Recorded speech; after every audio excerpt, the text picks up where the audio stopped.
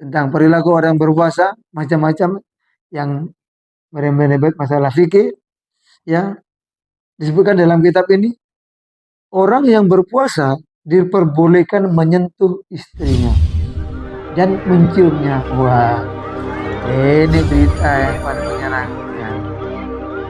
Jangan dulu masih ada koma. Apabila bisa menjamin keamanan dirinya. Ketika mencium istrinya, tidak ada nafsu yang bangkit. Tidak ada hawa nafsu yang menggelora.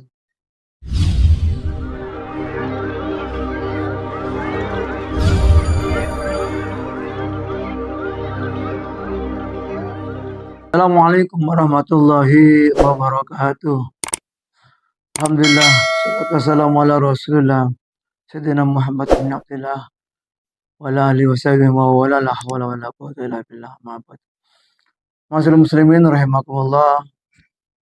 Kita jumpa lagi pada bab puasa berikutnya.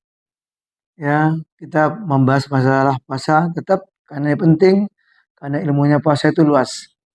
Ya, saya membahas sabda Rasulullah SAW, ya, dalam hadis qudsi yang telah saya ulang berkali-kali, ya.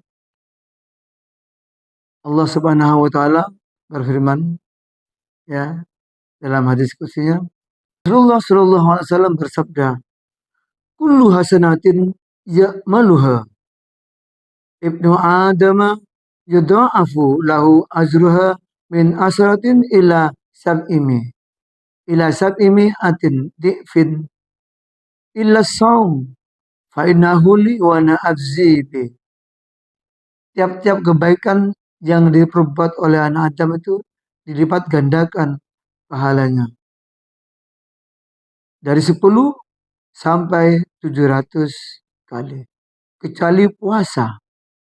Karena puasa itu untukku, kata Allah, dan aku sendirilah yang membalasnya. Pembahasan ini perlu kita detailkan karena banyak pendapat dari beberapa ulama, ya, tentang as-saumuli wa ana ajzibi. Ya, puasa itu untukku dan aku sendiri yang membalasnya.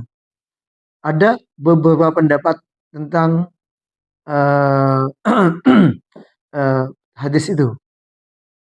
Yang pertama, puasa itu tidak ada di dalamnya riya, karena ini ibadah samar.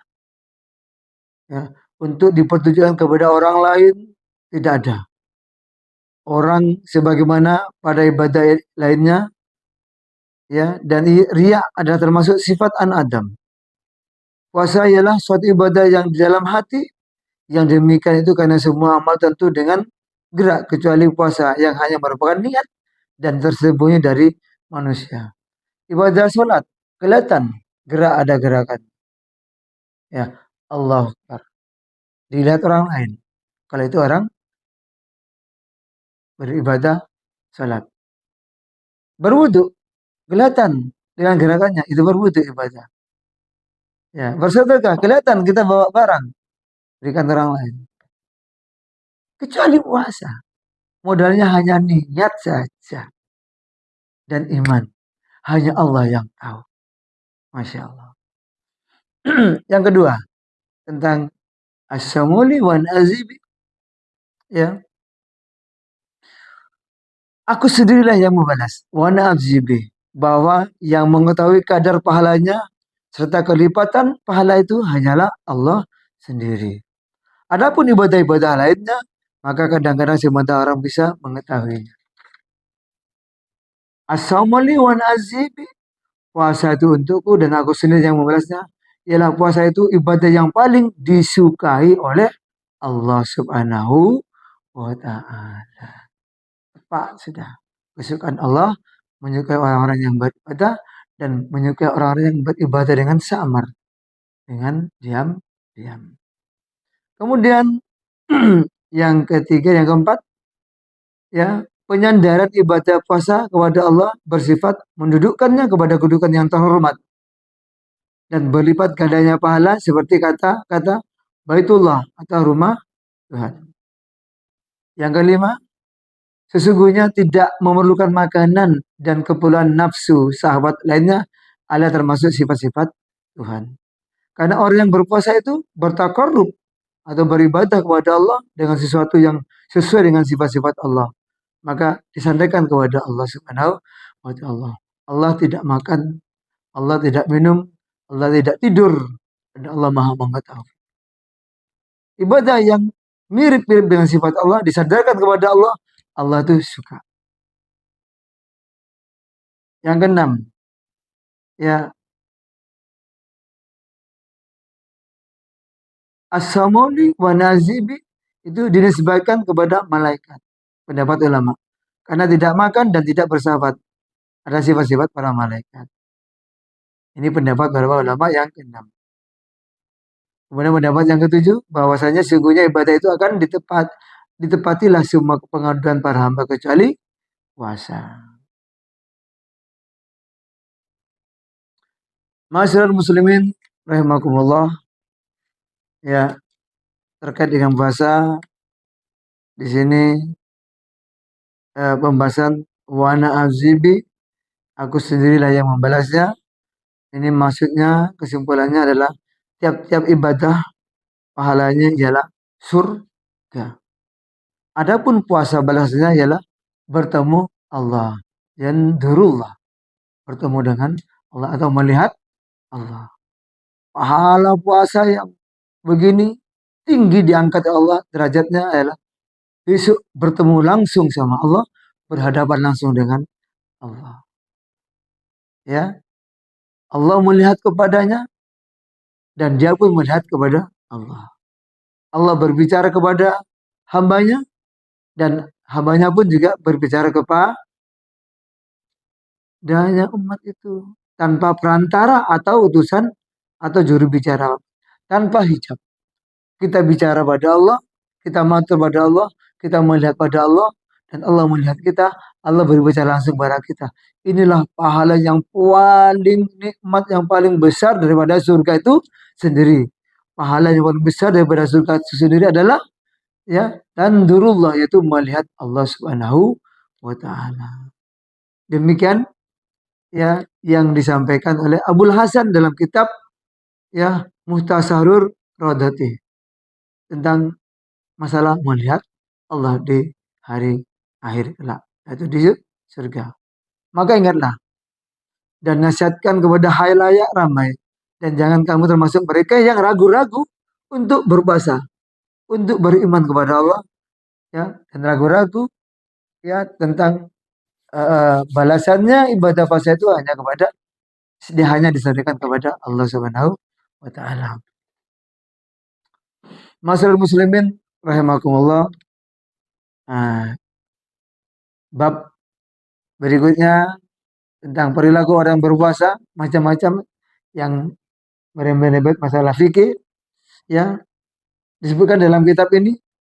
Orang yang berpuasa diperbolehkan menyentuh istrinya dan menciumnya. Wah, ini berita yang paling menyenangkan. Jangan dulu masih ada koma. Apabila bisa menjamin keamanan dirinya. Ketika mencium istrinya, tidak ada nafsu yang bangkit. Tidak ada hawa nafsu yang menggelora.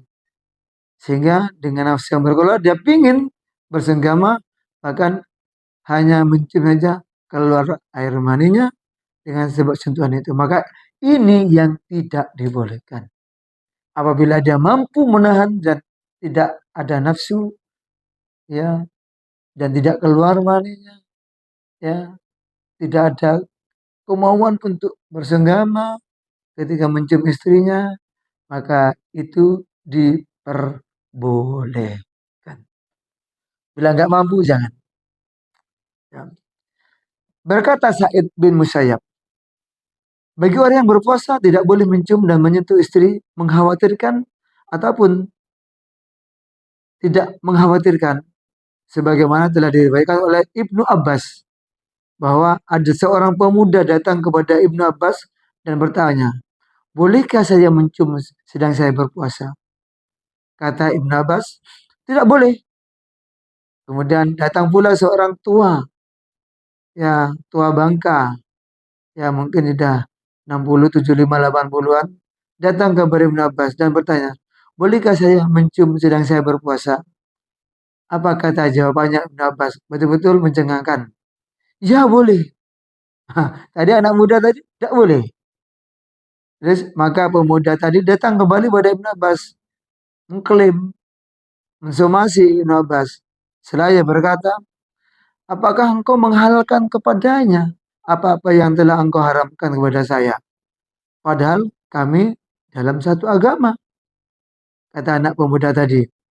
Apa jawab Ibnu Abbas? Dia adalah orang tua, umurnya lanjut, dan dia mampu menguasai anggota dan auratnya, mampu menguasai hawa nafsunya.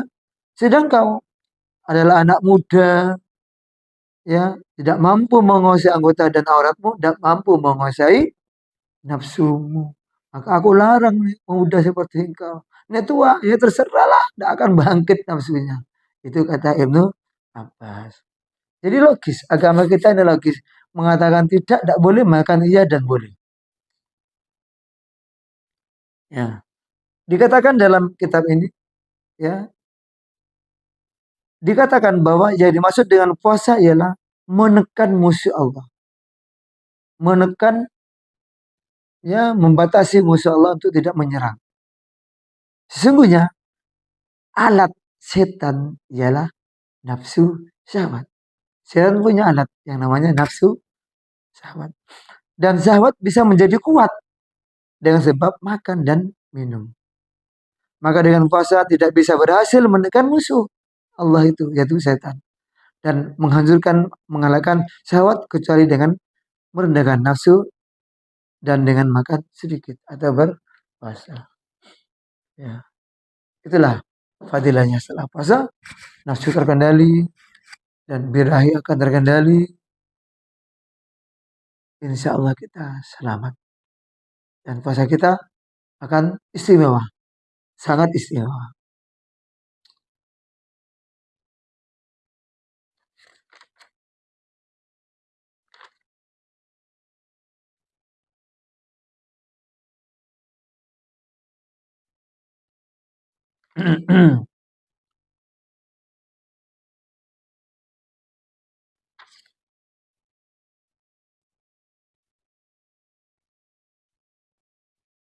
Hadirin masyarakat muslimin rahimakumullah, ya, terkait dengan syahwat, nafsu syahwat, ya, disebutkan, ya, kenapa kok diperintahkan puasa itu, ya, bahwasanya sesungguhnya Allah setelah menciptakan akal manusia, Allah Subhanahu wa taala berfirman kepada akal, "Hai akal, menghadaplah engkau." Akal pun datang menghadap kepada Allah. Dan Allah berfirman lagi, "Siapa engkau wahai akal? Dan siapa aku?" Kata Allah. Makhluk yang namanya akal menjawab, "Engkau Tuhanku dan aku adalah hambamu yang dhaif dan lemah." Maka Allah berfirman, "Hai akal, tidak kuciptakan makhluk yang lebih mulia daripada engkau."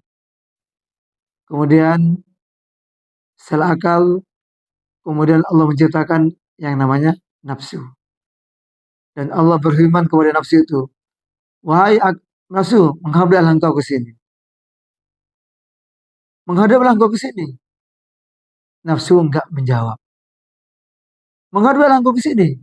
Nafsu enggak menjawab. Kemudian Allah berfirman, "Siapa engkau, nafsu? Dan siapa aku?"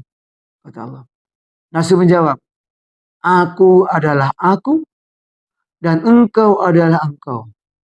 Inilah nafsu. Egoisnya tinggi sekali dan mementingkan kesenangan diri pribadi, dirinya sendiri, nafsu itu sendiri.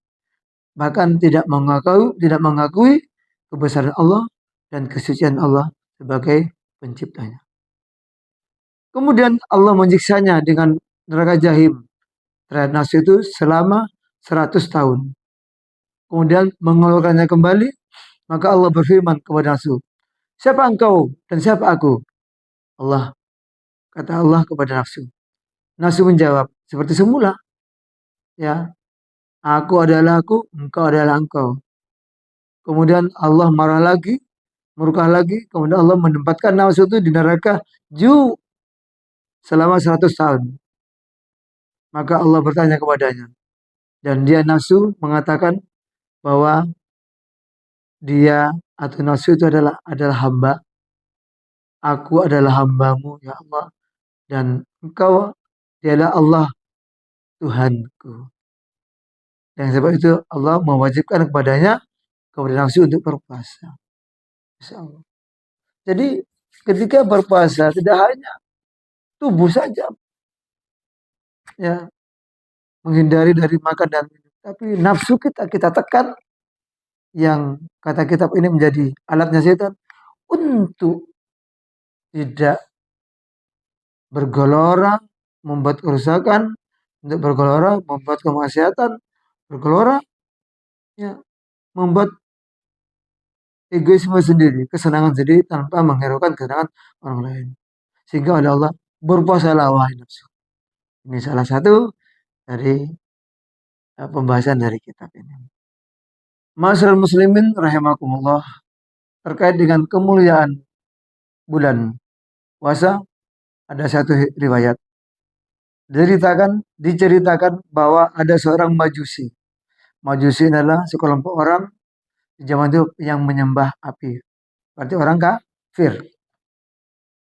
Ada seorang majusi melihat anaknya makan di pasar pada bulan Ramadan. Maka dipukullah anaknya itu, dan orang majusi itu berkata, mengapa engkau tidak menjaga kehormatan kaum muslimin di bulan Ramadan ini? Kok enaknya sendiri makan di pasar? Tuh lihat orang-orang pada puasa semuanya. Kamu tidak menghormati. Saya pukul kamu. Dipukullah anak itu. Ya, anak itu dipukul, memberi pelajaran. Hormatilah orang yang berpuasa. Jangan semena-mena merokok di jalanan, makan di karangan, minum di jalanan. Hormati orang yang berpuasa. Ini bulan yang mulia. Ini orang di luar Islam mengatakan demikian. Kemudian apa kelanjutan dari cerita ini? Ketika orang Majusi itu telah meninggal, ada seorang alim. Orang Islam bermimpi melihatnya berada di atas balai kehormatan di surga, mendapatkan kehormatan yang tinggi di sisi Allah. Padahal orang Majusi, orang kafir. Orang alim itu berkata kepada orang Majusi itu, bukankah engkau orang Majusi, orang kafir? Dia jawab, iya. Akan tetapi saat aku akan mati, aku mendengar suara di atasku, wahai para malaikatku, wahai ya, para malaikat yang mencabut nyawa, janganlah engkau tinggalkan dia sebagai seorang majusi. Janganlah engkau tinggalkan dia sebagai mati suul khotimah. Matikan dalam keadaan husnul khotimah. Tapi muliakanlah dia sebagai orang muslim, sebab dia telah menghormati dan memuliakan bulan Ramadan. Nah ini hikayat ini, cerita ini sebagai isyarat pertanda bahwa seorang majusi saja ketika memuliakan bulan Ramadan bisa mendapatkan anugerah, mendapatkan derajat yang tinggi di surga di sisi Allah Subhanahu wa taala. Masya Allah. Apalagi kita orang Islam. Ya, maka berbahagialah dan berbanggalah kita punya bulan Ramadan yang merupakan bulan yang penuh dengan dilipat gandanya pahala, dan merupakan bulan yang bisa mengantarkan kita, menghapuskan dosa-dosa kita dan mengantar kita ke surga. Nah, demikian supaya bisa bermanfaat. Ya, wallahu muwaffiq ila aqwamit thoriq. Assalamualaikum warahmatullahi wabarakatuh.